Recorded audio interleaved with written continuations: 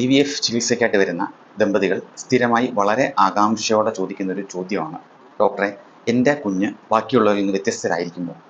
അവർക്ക് എന്തെങ്കിലും കുറവോ തകരാറോ ഉണ്ടാകുമോ? ഈ ചോദ്യം എൻ്റെ തുടക്കകാലത്ത് ഏകദേശം ഒരു 15 വർഷം മുൻപായിരുന്നെങ്കിൽ ഉത്തരം പറയാൻ, ഒരു കൺക്ലൂസീവ് ആൻസർ പറയാൻ ഞാനും ബുദ്ധിമുട്ടിയിരുന്നു. പക്ഷേ ഇത് 2024, നമ്മുടെ കയ്യിൽ ഡേറ്റയുണ്ട്. IVF ബേബീസിനെ 20-25 വർഷം പിന്തുടർന്ന് ഫോളോ അപ്പ് സ്റ്റഡി നടത്തി കിട്ടിയ നിഗമനങ്ങൾ പോരാതെ ലൂയി ബ്രൗൺ, ആദ്യത്തെ IVF ബേബി, ഇപ്പോൾ 45-ൽ എത്തി നിൽക്കുന്നു. അവർ സ്വാഭാവികമായി കൺസീവ് ചെയ്യുകയും ഡെലിവറി ചെയ്യുകയും ചെയ്തു. എന്താണ് ഈ നിഗമനങ്ങൾ നോക്കാം. IVF-ലൂടെ ഉണ്ടായ കുഞ്ഞുങ്ങളിൽ മറ്റ് കുഞ്ഞുങ്ങളെ വെച്ച് നോക്കുമ്പോൾ വളരെ നേരിയ തോതിൽ ജന്മവൈകല്യങ്ങൾക്ക് ചാൻസ് കൂടുതലാണ്. എത്രത്തോളം എന്ന് കാണാം.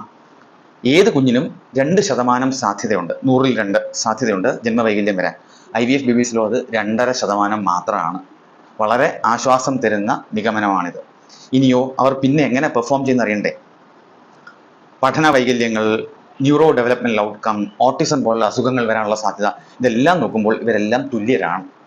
ഇനി ഈ വിഷയത്തിൽ ആധികാരികമായിട്ട് ഒരു അഭിപ്രായം പറയാൻ പറ്റുന്ന സംഘടനയാണ് American college of obstetricians and gynaecologist. അവർ പറയുന്നത് ഞാൻ കോട്ട് ചെയ്യാം: outcome of babies born out of IVF are generally reassuring and vast majority of them are normal.